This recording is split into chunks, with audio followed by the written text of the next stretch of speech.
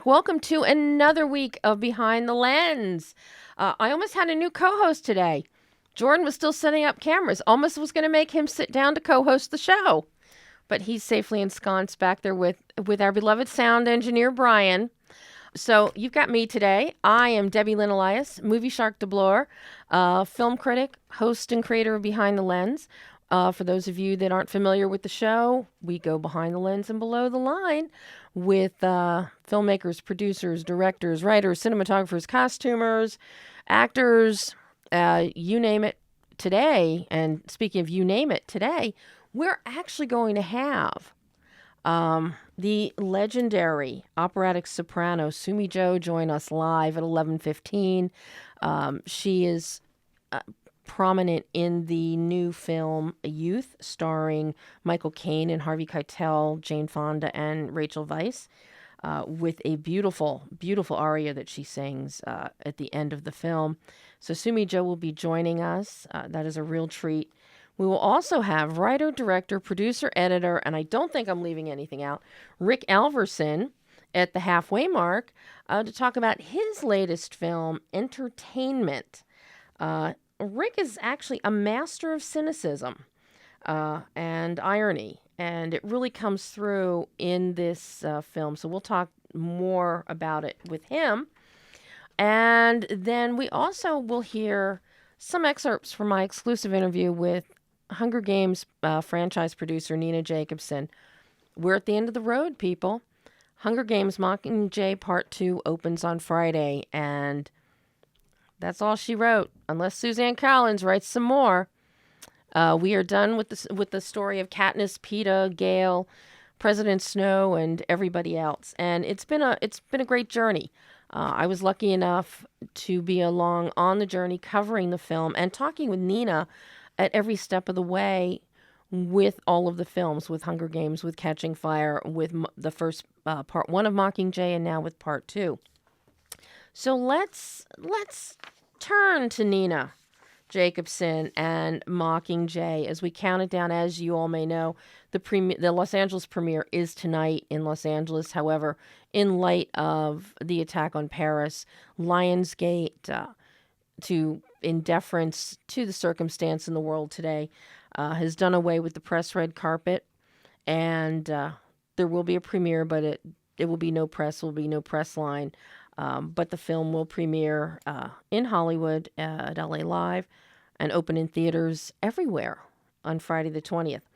But something that Nina has been very cognizant of since the very beginning was the tonal bandwidth of the Hunger Games and the visuals, the emotional beats, and the direction of how Katniss should be portrayed.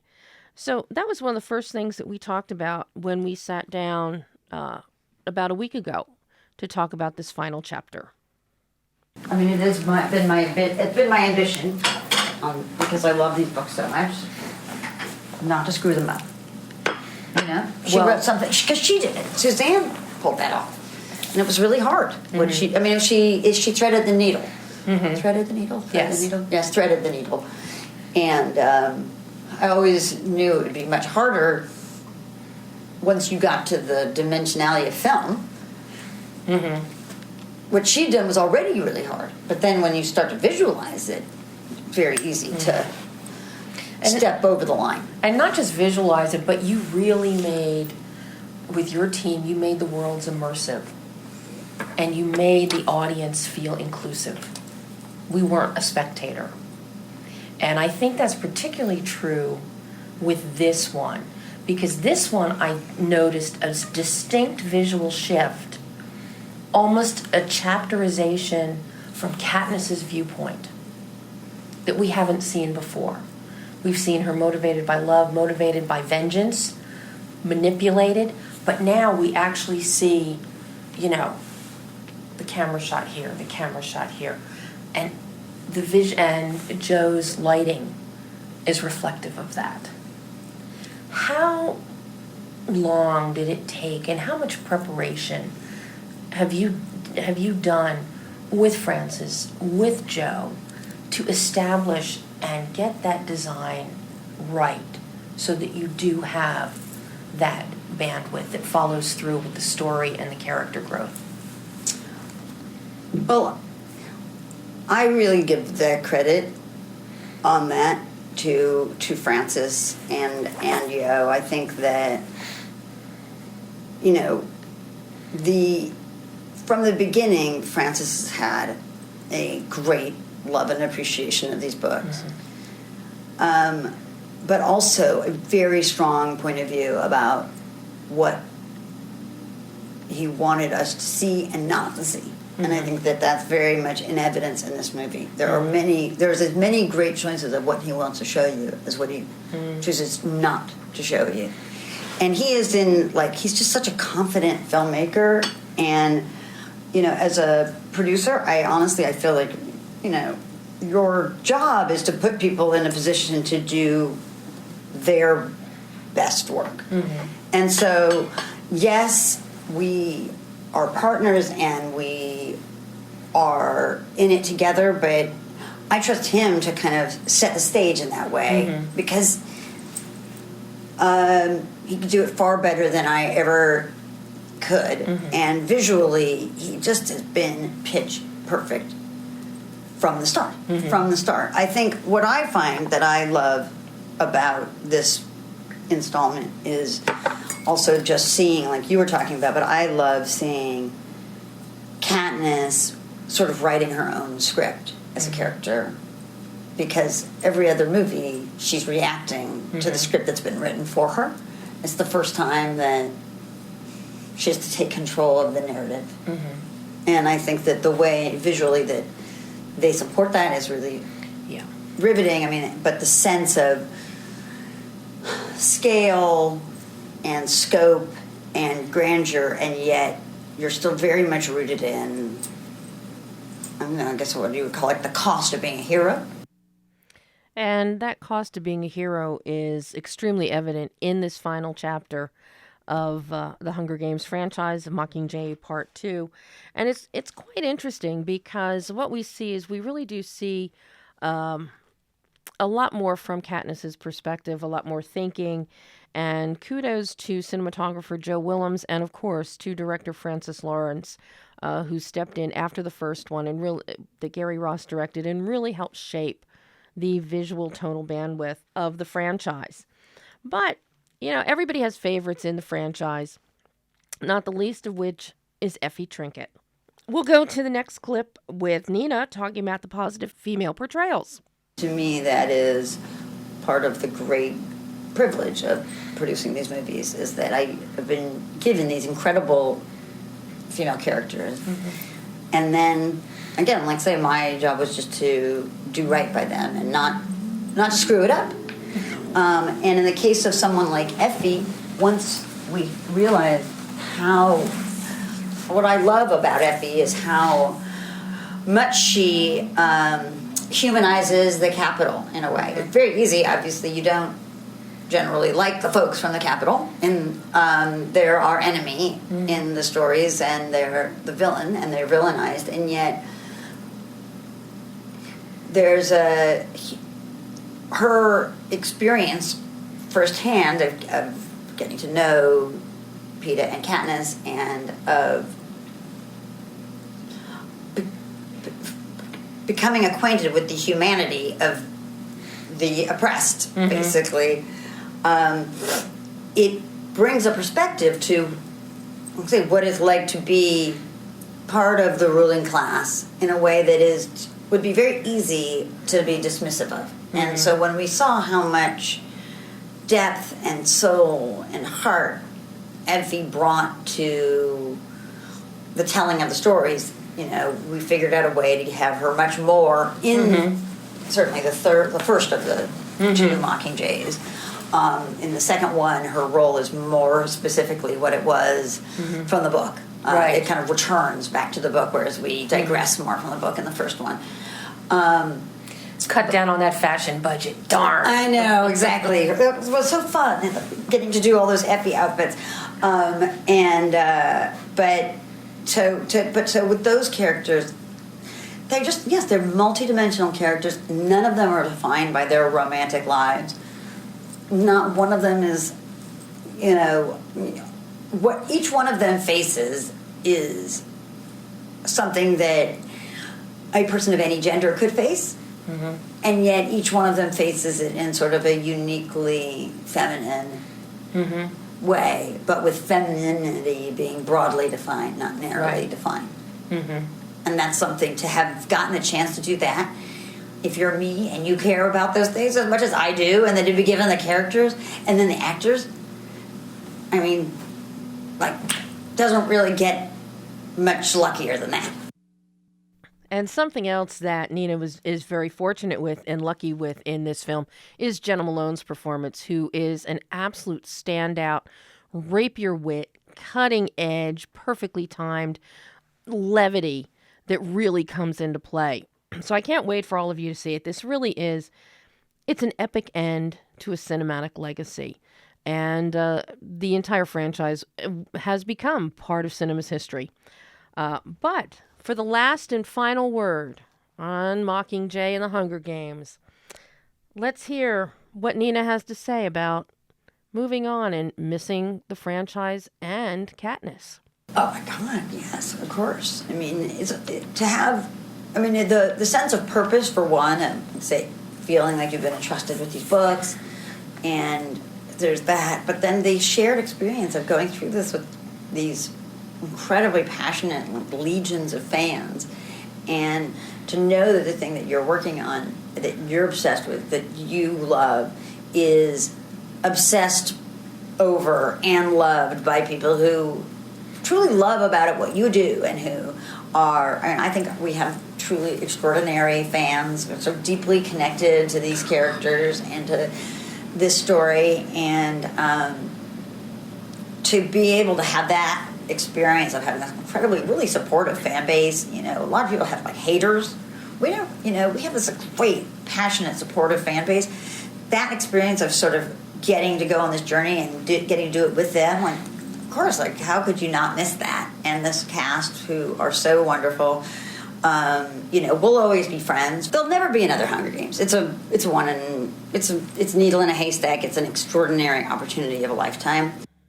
And what a lifetime Nina's had. But we will hear more from Nina Jacobson in the coming months, because she has some very exciting projects that she's spearheading, not the least of which is American Crime Story and the O.J. Simpson Trial of the Century story.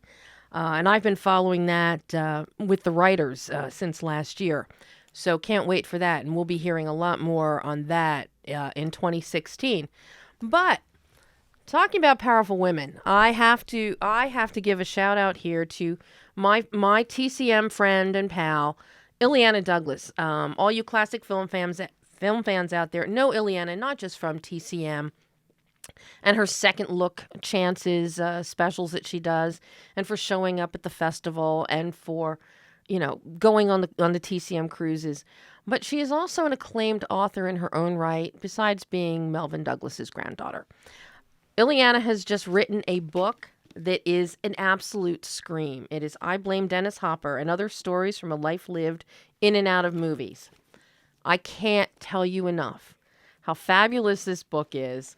You will be enlightened on Hollywood history, but the humor, it just leaps off the page at you. We all know that Illeana is very funny, but to see this translated onto the printed page is fabulous. So please do yourself a favor and get Illeana's book. You will love it, love it, love it. And I'm hoping that in the coming weeks, she'll have some time to be with us here on Behind the Lens. And right now it looks like we may have Sumi Jo on the line. So we're going to connect with the magic button. Is this Sumi Jo? Yay. Hi, Sumi. Welcome to Behind the Lens. Thank you very much. Thank you for inviting me. Oh, Sumi, this is a real treat. I'm sorry I can't be at the press day in person with you today. Oh, okay. But I'm glad that we can do this. I have to say, I am a huge fan of your Ariatic work as it is. Oh, thank you very much. And it was a lovely surprise when I found out that you were a part of this beautiful film called Youth. And then for this climactic performance within the film, you sent chills up and down my spine singing Simple Songs #3. Oh, thank you very much. What is it? What attracted you to doing a song for the film? Well, I've been always a huge fan of Paolo Sorrentino, and like 1.5 years ago, he phoned me to say that he was preparing a very nice story that he needed a very good soprano, which he found a beautiful song that I might be the right person to sing that song. So I said, well, it's gonna be really interesting to sing a simple song, because I thought it's a simple song like a pop crossover song. So I said I said to myself, why he's asking me that kind of song? Because I'm an opera singer, so probably the question was a little bit for me not very interesting for the principal. But afterwards, when he showed me the score, and also I heard David Lang, the composer, talked to me about the song, and I said, wow, this song must be sung by me, no one else. So I immediately said, yes, Paula, I'm going to sing that song. So that's what had happened. I mean, it is anything but a simple song. It is exquisite. What is it about David Lang's music and lyrics that spoke to you when you first heard the song? Yeah, he explained me a little bit of what he felt about life in general, also about the youth, and he wanted to make life simple, because sometimes we musicians, we live our lives quite difficult way, lots of trainings, travels, and you are scared by performing on the stage, and you are sometimes far from your family, your friends, and sometimes life could be very sad. And at the same time, in the movie, somehow we musicians sometimes think about how you ended your career. So this song is talk about sort of for ourselves, but especially he thinks that this song is suitable for everybody who thinks that youth is not only the matter of age, but youth is a matter of the passion.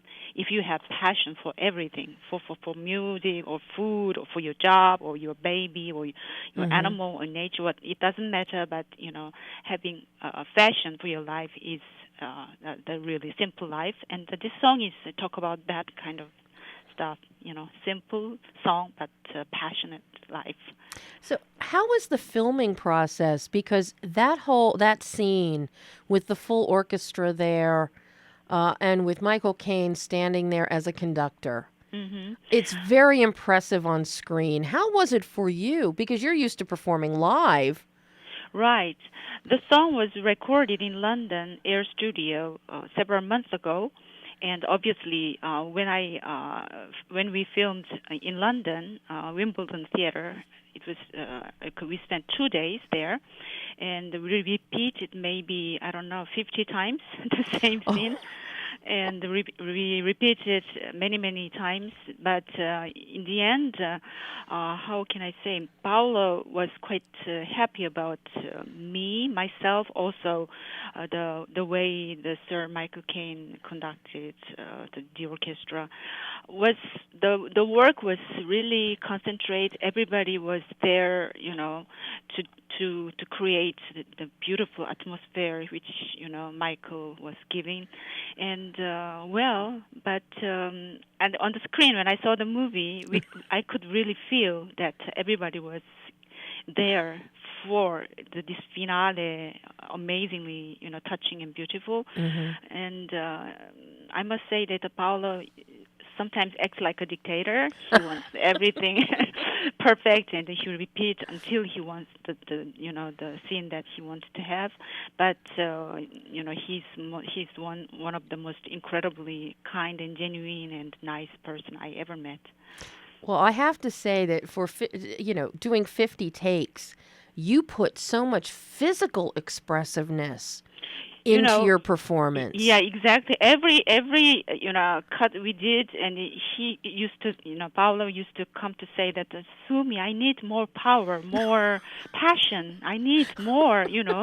He keeps saying that he needs more, and so it was like after 3 takes, I felt myself really, oh my God, I need some ginseng here or kimchi because I already after 3 takes I was just completely without energy. But in the end, thank God.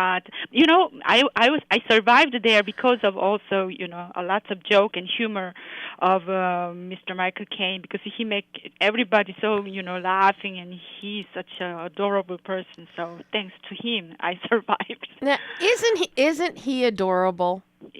I adore him. I love him so much. He is, and I'm glad that you think that his performance as a conductor was very believable. It certainly appears when you're in the audience watching. But you, as a professional, you would know better than us. Yeah, there was a conductor, very young conductor, who was helping Michael for many months. And so Michael was there in the scene already. He looked like a real conductor, and he acts like a real conductor. He was not. I have nothing to say. I mean, when he was there to give me the attack and he give me all these dynamics, the musical dynamics, I truly believe that he was the maestro. I mean, it was amazing. Oh wow! How much rehearsal time did you have, and were you involved at all in the orchestral arrangement for your voice? Right. David Lang, I know he worked really hard. He changed it many times. And like 1 week ago, I also even got the piano score because, I'm performing Simple Song in Italy also. Oh. And just before I flew to Los Angeles, I was invited to sing in Italian radio TV, a very famous program that I sang a Simple Song with a piano. So, I think I imagine the composer there are a different way of express their music. Sometimes he tries with orchestra, sometimes maybe just ensemble or just a piano or even just a cappella. But in this case, from my point of view, this Simple Song is such a beautiful song. So with a piano or with orchestra or even a cappella, it sounds so gorgeous. What is it? When did you start singing opera? When I was 4 years old. It's too early for you. Wow. Yeah, very, very young age. What is it about opera that you connect with? What speaks to you about it? Telling you the truth, I never loved opera. I'm so sorry to disappointing you, but opera for me, I always thought that it's not for me, because my mother was obsessed with Maria Callas, and as soon as she get up in the morning, first thing she did was just listen to Maria Callas' voice, listen, the Tosca, E Turandot, Butterfly, all those operas. And so for me, I'm sick and tired of all these operas in the morning until the midnight, every day. So I said to myself, oh, no, I hate that music, And then when I was 4, my mother, said, you need to learn how to play the piano. And so at 4 years of age, I started to play the piano, and then, every day, 8 hours a day. And she used to close the door if I don't finish 8 hours of exercise. So how can I appreciate classical music for a young girl? It's very, very hard to understand. But at the same time, I understood that to be a professional musician, which my mother wanted me to become, and I said, yeah, it needs a lot of sacrifice, a lot of hours of, solitude, loneliness, and as I was a very young age, but I start to understand that my life going to be in this way, practicing, traveling, starting alone, and fighting with yourself, and that's But now I must say that I appreciate opera. I encourage young people and everybody to go to the opera because opera and classical music. You can find a real deep. How do you say? You purify yourself. I can say you purify yourself. Yes, because it's such beautiful music. It is. It's exquisite. Do you have a favorite opera either to listen to or that you have sung? It's a very difficult question, but I try to answer. My favorite composer is Puccini. Absolutely, I love Puccini. It's opera, and but I cannot. Don't like how can I say French music like Duparc, Debussy, and even modern like also the German music like Mahler, I love it, and also Wagner. There are so many great musicians and composers, and I love them all. And I'm sure that David Lang and Simple Songs is now on your hit parade. Yeah, that's one of my favorite songs. Will this become part of your repertoire now, the Simple Songs? Yeah, it's becoming because I somehow adapted that song to my vocal arrange because the song is quite it's called simple song, but not simple. It's not simple at all how to sing because there are two parts. First part is really lyric, the soprano voice, and very nice. But the second part, you suddenly becomes like a coloratura, sounds because it's very technically it's quite hard because it's you have to keep the long notes without taking any breath, and you should be really rhythmical with the violin solos, and so it's quite difficult to go with the orchestra. So it's a simple song, but very complicated song. Well, one thing that is not complicated is your talent. You are a breath of fresh air, and it is such a joy for you to join me today, Sumi. Oh, thank you so much. I can't thank you enough. And everybody, and there is a soundtrack, I understand, for the film that the Simple Songs is on, yes? Yes, it is. Everybody needs to go buy it now. Yes, please. Sumi, thank you so much. Thank you. Bye-bye. Thank you so much. Bye. Have a great day. Bye. You too. Bye-bye. Bye. And that was the incomparable South Korean operatic soprano, Sumi Jo. She's a Grammy winner. She's performed all over the world. And Youth will be out, I believe, this Friday or next with Michael Caine, Harvey Keitel, Jane Fonda in what has to be pushed for a Best Supporting Actress performance, and Rachel Weisz. Amazing film. It is not for everybody, I will say that. But there's a lot of metaphor visually and within the context of the story. The performances are passion personified, and it is capped off with a beautiful, beautiful climactic finale with Sumi Jo. So we're going to take a short break while we wait for Rick Alverson to call, and we'll be right back.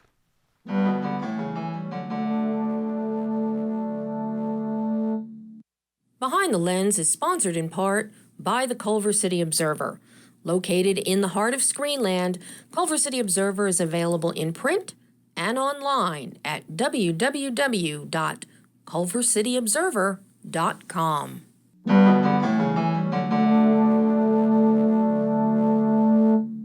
And we're back behind the lens. If you were listening earlier, you heard the incomparable operatic soprano Sumi Jo with us. Huge thanks to Fox Searchlight and Chelsea Cruz for making that special one-on-one for us happen. We're still waiting for Rick Alverson, but in the meantime, we're going to move on to The Good Dinosaur. Teased you a few weeks ago with production designer Harley Jessup, and we're going to move on and tease you a little bit more with cinematographer and lighting specialist Sharon Calahan. Some of you may know Sharon Calahan for her landscape work in the Wyoming, Idaho, Snake River region. She is a master of painting light. That is the best way to describe what Sharon does. And when The Good Dinosaur, which I'm under embargo and I can't review it for you, but I can give you all the background on the film until it opens on Thanksgiving Day. But Sharon, the entire look of this film is because of Sharon Calahan. The look is based on her paintings, on her use of light. And, when you're putting together a film, typically John Lasseter, or in this case, Pete Son, the director, they're going to have a visual idea. But here, their visual idea came from Sharon. So I sat down with her at Pixar in October and talked to her about getting involved with The Good Dinosaur and how her work influenced the entire look of the film.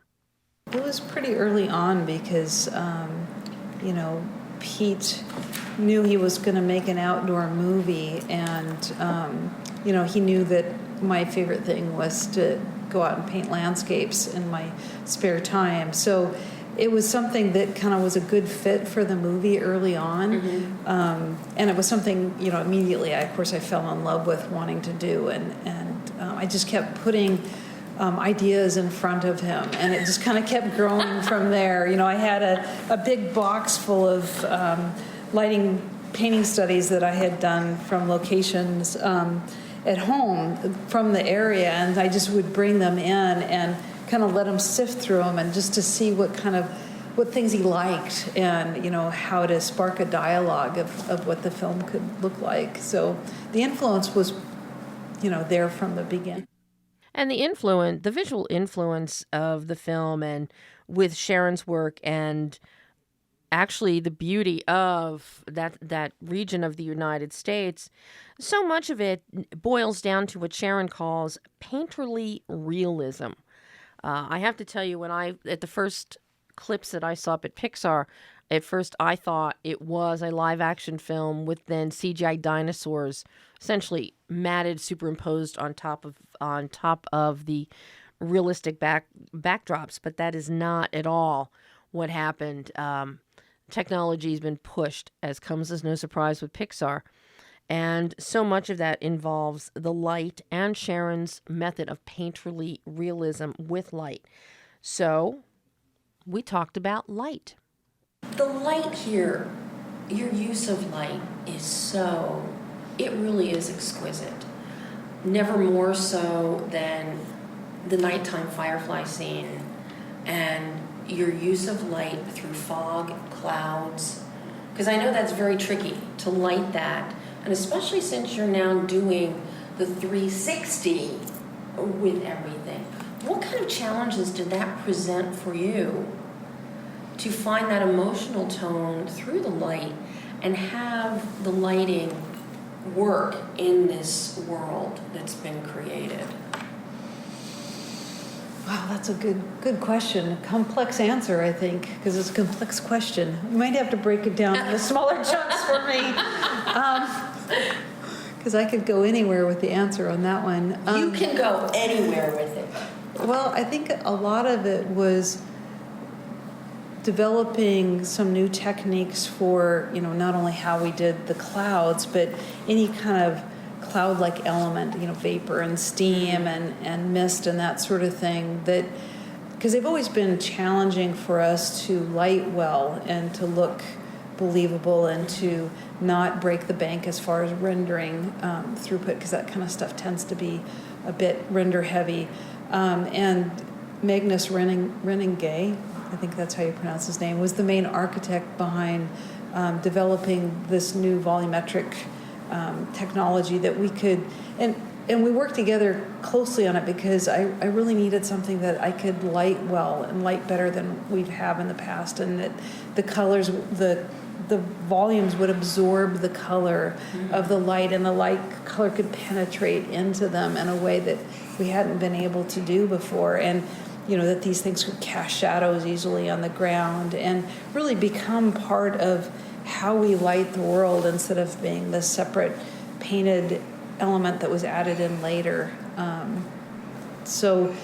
I'm constantly thinking about, the light phenomenon and how that works with it. How can I get, just little details in of, like, with the steam in the area where there's this scene where there's the terraced hot pools, that like you see in Yellowstone, with the mist rising out of it, of how to get things like, a sundog effect coming through that mist with just a little hint of a rainbow. I don't know, I just have fun with, I'm doing a horrible job answering that question. You're doing a beautiful job. Doing a beautiful job. I just get lost, basically. It's like I go down a rabbit hole in that because I've spent so much time trying to understand how light works in a natural world and how to capture that in a painting. And, I just translated a lot of that experience and knowledge into doing it for the film. Mm-hmm. Well, Sharon, one thing about Sharon is she is so humble, and she has such a grace about her, and she really doesn't think that what she does is that special, but her work is so beautiful. If you get a chance to see any of her paintings, see them. Definitely on the 25th of November, see The Good Dinosaur. But with all the light and the beauty that she brings, I had to go there. I had to ask her, did she have a favorite scene in the film? There's a lot of them. It would be so hard to choose because each one of them evokes something different in me that I love. Like, some of them I love because of the emotion I felt like I was able to draw out of that. Some of it's because I just like the way the light sparkling on the water, or the intense color, or how it feels very specific to a time of day or a season, or or some of them just because they make me homesick, so I think there's a lot of them I love for very different reasons. In fact, I love them all, but all in different ways. It's like having 20 children, And luckily for us, she doesn't have 20 children, but she's got about 200 paintbrushes. But, along with when you see The Good Dinosaur, it is not just light, it's weather and water. There's a lot of interaction of light and water. And we've all seen how the sun sparkles on the ocean, how, for those of you that go to the rivers or up to the mountains, to lakes, how the light sparkles and shines on the fish or the rocks or the plant life underneath the surface of the water. So that was something else that Sharon was responsible for creating with the look of light and water. It's very challenging, and I think that's, it's something that I've tried to paint a lot. So I've studied and looked very closely into how those colors change based on how deep the water is. And but I think this is a good example of how, I was trying for something that isn't photoreal. It doesn't, those sparkles look different than what a camera would capture, but they have a truth to them that feels real, but it's an enhanced reality. It's something that you wish they always look like. So I'm hoping that, it kind of elevates into something that it's like, wow, that looks so, I don't know. I mean, how you described it is what I was trying to get out of it. So it's very gratifying to know that it came so through. Real, but then the sparkle of light dancing on the water, that's what took it up to the next level. And that's what you feel when you see it, but nobody ever captures that on camera. Because it's very difficult to capture that on camera. And it just, I fell in love with that moment in what we saw. And I guess that's what I was really trying to do, is capture emotion rather than capture reality. Capture how you feel when you look at something. rather than the literal reality of it. But yeah, hand in hand with all of that is color. And as we touched upon a couple weeks ago with Harley Jessup, the production designer, the use of color is really exquisitely done in The Good Dinosaur because, to refresh your memory, it is essentially a reverse story of a boy and his dog, with the dinosaur Arlo essentially would be the boy character, and his dog is a little human named Spot, because the whole premise is, what if the asteroid never hit the Earth? Man obviously would not be as advanced, and dinosaurs would be ruling the world. And Arlo is a fun dinosaur to have ruling the world, by the way. But you take a look at on screen, and you have Arlo in his beautiful greens, and Spot's eyes have those same flecks of green. But you look in Arlo's eyes, and he has flecks of gold and peach, like Spot's skin tone color. So it's very beautifully done. So color is essentially everything, and this is what Sharon had to say about color. Well, I think for, each scene, I tried to find kind of what the signature things would be for that scene, so that, the movie doesn't all end up feeling the same. But, I also have to find what the common threads are going to be, too, that kind of ties it all together and anchors it. And it's fun when you've got characters that have strong bits of color like that, because you want to showcase them and show them off in a nice way and balance them with each other, and then kind of, maybe tone down the world around it enough to help those kind of pop and come through. And the character colors were a lot of fun on this film to kind of play with, and because a lot of it's based in reality, some of it's pretty fanciful, and how to get that to fit well with a more natural palette of the world.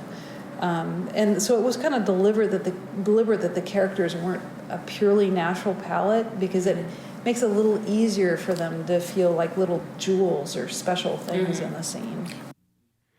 So, and now we're going to move from The Good Dinosaur to the world of entertainment, and Rick Alverson. Rick, are you there? Hello. Sorry I'm late. Oh, well, maybe I'll forgive you. I wouldn't if I were you. Well, I don't think Neil Hamburger would forgive you. I don't know who that is. So, talk to me. Entertainment. Where did this film come from? Well, I think, I have some interest in Greg Turkington, the lead, have some interest, and they sort of coincided. I think one of those is in a kind of discomfort, and it's sort of constructive attributes. So, yeah, me and Greg worked together on the comedy, my last movie, so that was also part of the genesis. Mm-hmm. Something that I find really interesting with the structure of entertainment is that there is no resolution, there's no great epiphany happening for the lead character, for any characters, really. And that's something that we're not used to. So it kind of makes you squirm a little bit when you're watching it. And I think also for within the context of the film itself, the audience members watching the comedian are also a little uncomfortable. And that's beautiful the way that translates through the movie screen into us sitting in the seats. Sure, yeah. I mean, I think, restlessness is something that promotes like active viewership, essentially, I mean, the intellect darts around inside the head and looks, actually engages in a kind of critical discourse with the thing, and then the body's animated, and it becomes an experience rather than just, a literary sort of redirection to, old thoughts and old ideas and those compact, really efficient, functional ways of reading cinema, that narcotic safety of something, Mm-hmm. Yeah. Now, we go on a road trip with Greg's character through the American Southwest. How did you pick that locale. I mean, it opens it wide up for these stops at these little no-tell motels and watching nothing but Spanish language TV. So that adds this really great subtext of humor in and of itself. Yeah, I mean, not much of it's really humorous for me, but it's just, I mean, there's a plateau and a tragedy to the whole thing. But I mean, as far as it being in the desert, it sort of had to be. I mean, again, we have access to ideas in cinema and media through cliches and tropes and things and symbolism, things that we've been sort of reared on. Mm-hmm. It's a language and a grammar, and I think so. The desert is a place of spiritual conquest and renewal, and it's something that goes back forever. And particularly in American cinema, the idea of the American West as something of unlimited potential that is obviously not the case, because we've hit our limits over and over again. We just refuse to recognize them, which is part of our problem, I think. Mm-hmm. Now, your cast is amazing. You've got, Michael Cera, John C. Reilly, Dean Stockwell, and one of my young favorites, Ty Sheridan. Not to mention Amy Simons. How did you line up this cast, Rick?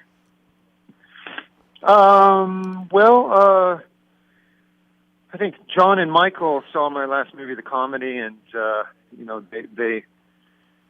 they appreciated it, and so I told them they had to be involved in this, and they graciously conceded. And I think that we reached out to Dean Stockwell because there's something about, I mean, the wandering cinema of the '70s that he's a bit of an icon of, and I thought it was interesting. I like the idea of, especially in a movie as challenging as entertainment can be for an audience, and it's engineered to sort of be so in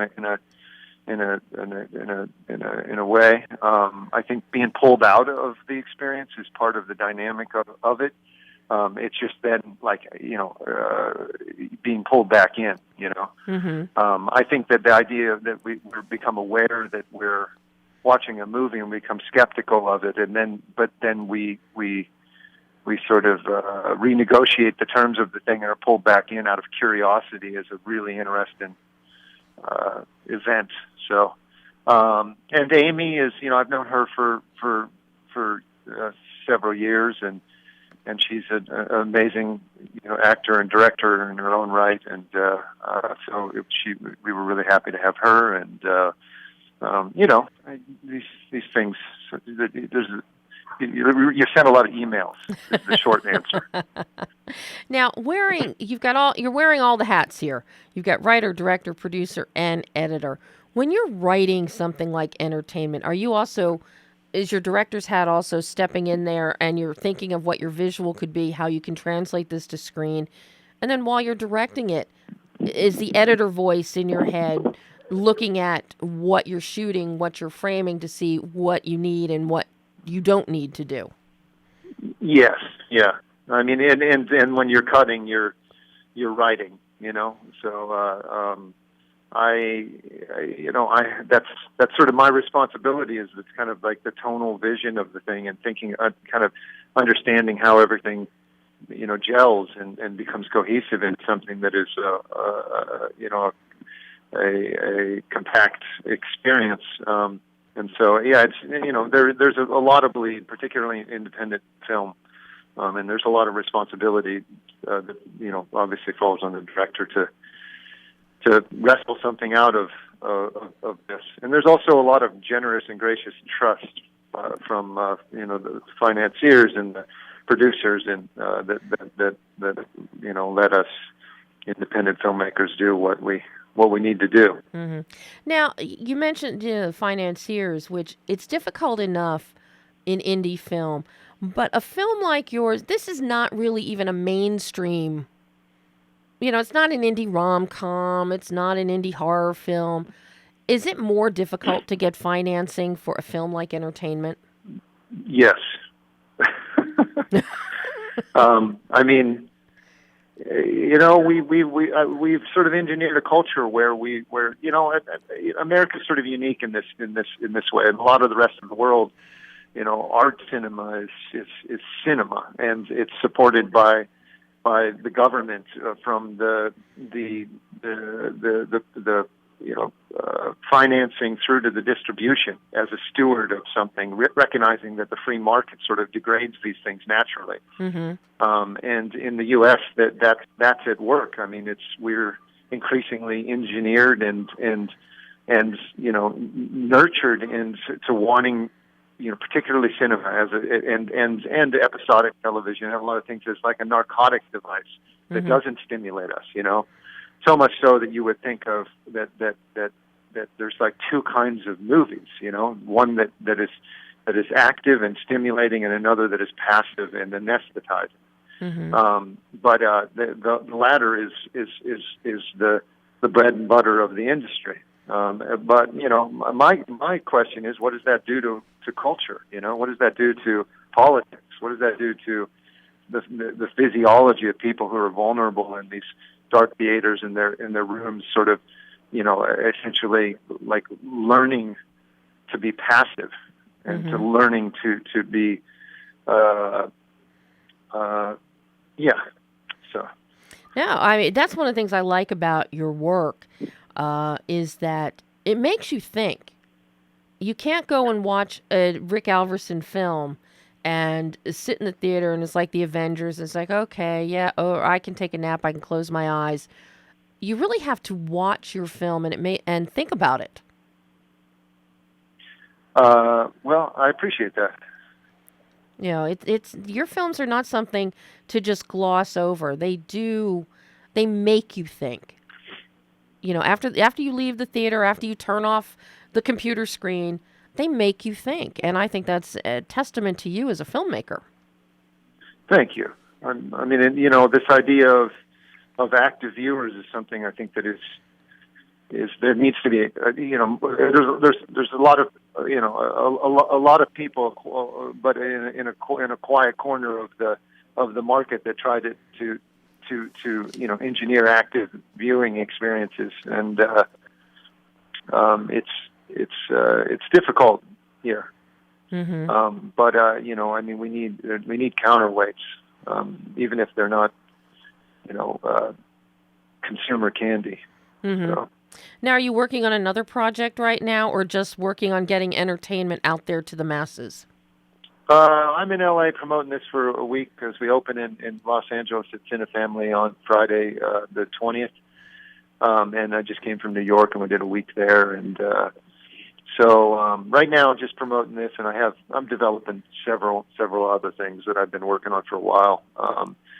But I'm just trying to clear this and hoping that people come out and